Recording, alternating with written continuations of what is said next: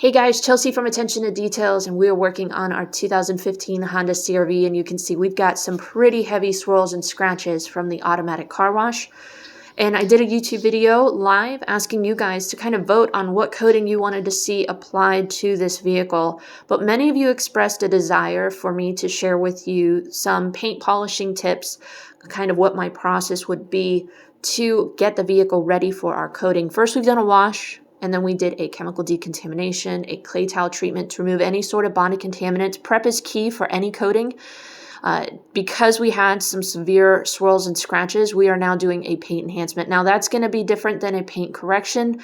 One, based on product, the amount of time that we're spending working on the paint, and two, the level of correction that we're kind of working for. Honda typically has softer paint, so it's easy to correct. Here I'm just trying out a couple of different combinations of products to see if I'm going to get the results that I'm happy with.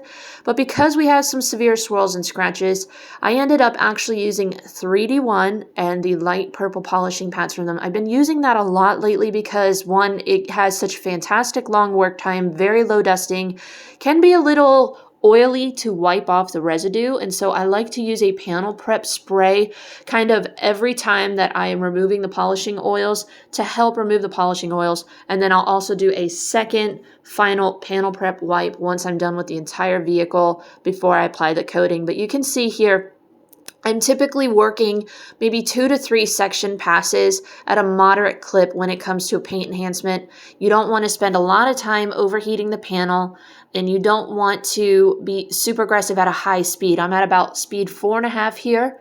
And in comparison to my first test spot to this, I can see the right is giving me better correction as well as better clarity. And so because that is the polish and the pad combo that I want to use, I just go back over the left side with that real quick so that way we have uniform results throughout. And then I'm going to actually show you in real time what my process looks like on the hood. So let's go ahead, wipe this off, and we'll take a look at the finished results, and then we will get into this on the hood. We're just using McKee's 37, their coating prep spray to remove the polishing oils. This is fantastic to prep for coatings. And when we compare our polished test spot versus any unpolished sections of the vehicle, you can see there is a huge improvement in clarity, gloss, reflection. You can actually see the metallic flake very clearly now. We probably have 50 to 75%, if not more, correction. And the reason why I wanted a product that corrects decently but finishes down well, I could get more correction out of a dedicated compound, but I may not finish down as well. And when you have softer paints, you kind of, if you're focusing more on a paint enhancement or one step, you have to kind of land in between the middle of heavy correction and finishing down well. And I feel like 3D1 and similar products are kind of that sweet spot to be able to correct decently enough with the right pad and also finish down well. That's why the 3D1 system, I've been using it a lot more lately. The pads are very smooth on the panel, and it has a super long work time. It is very low dusting. It can be a little grabby to wipe off, like I said, because there's so much polishing oils within it that gives you such a long work time.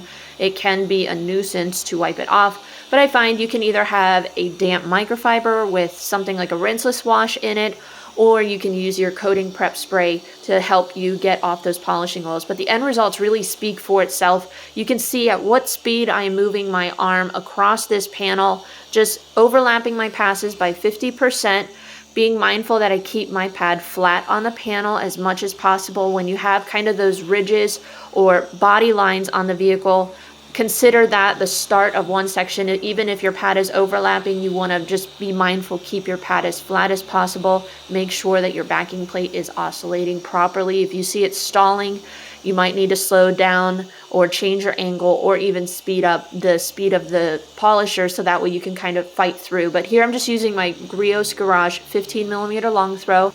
Now obviously if we were to be working in a smaller section, say a 2x3, and slow down our arm speed, we would get even greater correction. But because, again, this is a paint enhancement, because it's softer paint and I'm able to get these type of results quickly with this product, I'm able to move at this clip. This isn't kind of standard for me to move this quickly on paint that is this badly swirled. If we had medium or hard paint that was harder to correct, I would probably use either a more aggressive pad, maybe their dark purple pad, or spend more time on the panel versus really focusing on polishing at this point versus correction.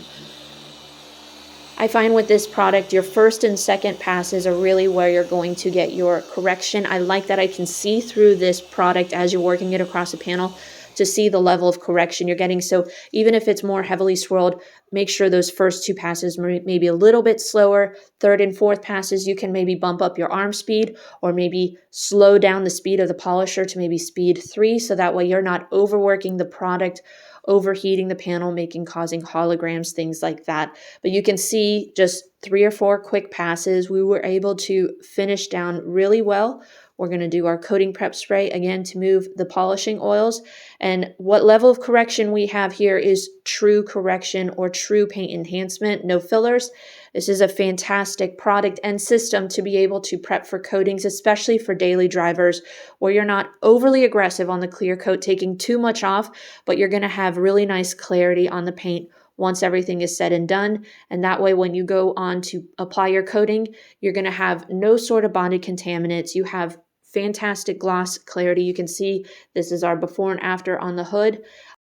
I asked you guys which coating would you like to see me apply to this vehicle, and there was kind of a tie between two, but there was one that kind of won out in the end, and that is Geon 1. So this is actually their older formula. They have new updated formulas. They're Geon Evo. So what we're going to be doing, because they're kind of phasing out this product, they sent this to me last year before I took a break for my surgery. But I wanted to be able to at least showcase this product because for many of you that are enthusiasts, you're looking for something that is affordable, easy to apply yourself, that's going to last 12 to 24 months.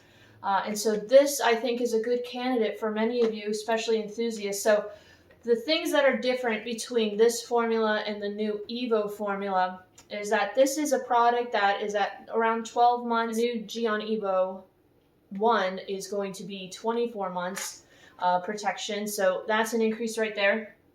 The transfer solution with this product, and essentially that's how they transfer the ceramic coating to the panel, and then as it's kind of bonding, the transfer solution flashes off.